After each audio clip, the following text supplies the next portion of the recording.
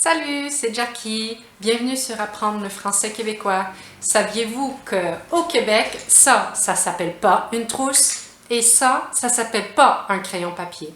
Aujourd'hui, on va voir le vocabulaire des fournitures scolaires de la rentrée. Mais avant de commencer, j'ai quelques petites choses à vous dire. La première, c'est que vous pouvez mettre des sous-titres en français et en anglais. Donc, vous allez en bas, puis vous cliquez sur le petit bouton des sous-titres, puis vous pouvez les mettre soit en français, soit en anglais. Vous pouvez aussi changer la vitesse. Donc, vous allez en bas, vous cliquez sur la petite roue, puis vous pouvez modifier la vitesse, le mettre plus vite ou plus lentement. C'est comme vous voulez. Ensuite, l'autre chose que j'ai à dire, c'est que j'ai filmé la vidéo il y a quelques jours. Mais c'était vraiment super long. Donc, j'ai décidé de faire 2 vidéos. Donc, cette semaine, je vais faire une partie, puis je vais essayer de publier l'autre partie la semaine prochaine. Donc, la partie va avoir... La vidéo va avoir 2 parties. Une cette semaine, l'autre la semaine prochaine, parce que sinon, c'était une vidéo beaucoup trop longue. Parce qu'il y a beaucoup de vocabulaire. L'autre chose que je vais vous dire, finalement, c'est que je vais aller au Québec à la fin septembre. Donc, je me demandais si vous voudriez me donner des idées, il y a des choses que vous voudriez voir, des choses que vous voudriez que je filme au Québec, ben dites-le moi dans les commentaires pour que je puisse filmer ça, préparer ça. Puis je vais faire ça pour vous. Donc, donnez-moi des idées parce que je vais au Québec en septembre. Donc, on commence maintenant avec ce que j'ai filmé il y a quelques jours. Salut, c'est Jackie. Bienvenue sur Apprendre le français québécois. Êtes-vous prêts pour la rentrée? Moi, je suis prête. Aujourd'hui, on va parler du vocabulaire de la rentrée scolaire. La rentrée, c'est le moment où l'école commence. Donc, au Québec, en ce moment, c'est la rentrée. L'école primaire commence au mois d'août, le cégep commence au mois d'août, l'école secondaire commence au mois d'août et généralement, l'université commence en septembre. Donc, aujourd'hui, on va voir le vocabulaire de la rentrée. Donc, ici, j'ai un sac à dos. Oui, j'ai un sac à dos. On va voir ce qu'on met dans le sac à dos. Dans le sac à dos, le sac d'école. Donc, moi, j'utilise un sac à dos, mais on peut aussi utiliser, par exemple, un sac d'école. Oui, ça, c'est possible. On peut utiliser un sac d'école. Souvent, on utilise un sac à dos. On peut utiliser un sac d'école. Ce qui est intéressant à savoir, c'est qu'au Québec, il faut presque tout acheter.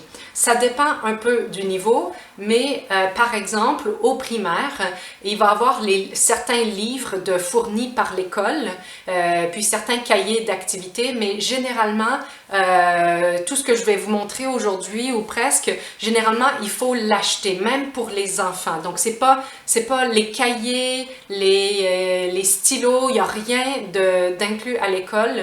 Il faut tout acheter. Donc, si vous vous demandez, mais comment est-ce qu'ils font, les parents qui sont dans le besoin, les parents qui n'ont pas d'argent,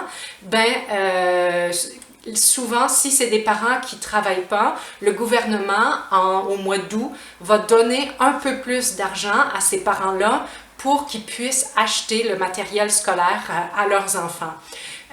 C'est pareil pour le primaire et pour le secondaire. Après, au cégep et à l'université, il faut tout acheter par nous-mêmes. Donc aujourd'hui, on va tout voir ça. Je vous invite à regarder ce qu'on pourrait mettre dans un sac d'école. OK, donc, qu'est-ce qu'on a ici? On a d'abord, dans les écoles, puis même dans les universités, généralement, ils vont donner un agenda. Quand on parle d'agenda, on va aussi parler d'horaire. Donc, on va recevoir l'horaire au début de la session. Là, ici, je parle plutôt à l'université, puis au cégep, on va recevoir un horaire. Je vous mets un exemple d'horaire. Donc, ça, c'était mon horaire, je pense, en 2012. Ça ici, on appelle ça un horaire, donc avec tous les cours, les heures, les jours, donc un horaire. Puis, un agenda. Une chose qu'on doit, à l'université, on doit acheter, c'est les manuels scolaires. Donc, les manuels, les livres. Donc, ici, j'ai 2 exemples de livres. Là, c'est juste une idée. Au primaire puis au secondaire, c'est l'école qui les fournit, les livres. OK. Après, on va y aller avec l'étui à crayon. Donc, un étui à crayon. Tout ce que je vais vous montrer là, généralement, même à partir du primaire, c'est les parents qui doivent les acheter. Donc, au début de l'année scolaire, les parents reçoivent une liste. Généralement, c'est au mois de juillet ou au mois d'août. Donc, les parents reçoivent une liste, puis ils doivent tout acheter. Là, tu vas avoir, par exemple, 2 duotangs. Je vais vous montrer tantôt c'est quoi un duotang. 3 crayons de plomb, un étui à crayon, un paquet de 24 crayons de couleur, etc. Donc, je vous montre une liste ici pour un exemple. Donc, ça, c'est une école à Québec, mais généralement, ça se ressemble. C'est le professeur qui décide puis qui envoie ça. Au secondaire, chaque professeur demande pour la matière. La matière, exemple, mathématiques, c'est une matière. Géographie, c'est une matière. Histoire, c'est une matière. Donc, chaque professeur, pour chaque matière, au secondaire, envoie sa liste. À l'université, au cégep, il n'y a pas de liste, sauf pour les manuels scolaires. Donc, on y va. Ça s'appelle au Québec un étui à crayon. Donc, on va regarder ce qu'il y a dans l'étui à crayon, ici, avec un gros zipper. Donc, dans mon étui à crayon, qu'est-ce que j'ai? J'ai des stylos. Ouais, donc, ça, c'est des stylos comme ça. Ouais, donc, ça, j'ai des stylos. Ici, j'ai des ciseaux. Ouais, ça, c'est des ciseaux. J'ai... on va y aller avec ça. Ça, c'est un crayon. On appelle ça un crayon de plomb. Hein? Un crayon de plomb. Parce que à l'intérieur, la mine est en plomb. Ouais? Donc, un crayon de plomb.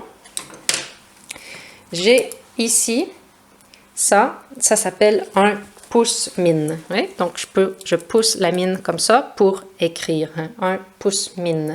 Puis, dans le pouce-mine, on met des mines. Ouais, c'est pour ça qu'on appelle ça pouce-mine. Donc, dans le pouce-mine, je mets des mines. On dit aussi un porte-mine. Pour quand j'écris, ce que j'efface, je vais le faire avec une efface. Oui, donc souvent on va lire une gomme à effacer, mais en vérité, là, on va dire une efface. Donc, as-tu vu mon efface, par exemple? Donc, une efface. OK. Quoi d'autre? J'ai ici une aiguise, une aiguisoire. Le mot officiel, c'est taille-crayon, mais au Québec, on va appeler ça un aiguisoire. Donc, l'idée, c'est qu'on aiguise le crayon. Oui, d'accord? Donc, un aiguisoire. Une aiguisoire, une aiguise, ça dépend un peu de ce qu'on dit. Mot officiel, taille-crayon. On a aussi des surligneurs. Oui, des surligneurs pour surligner. J'ai...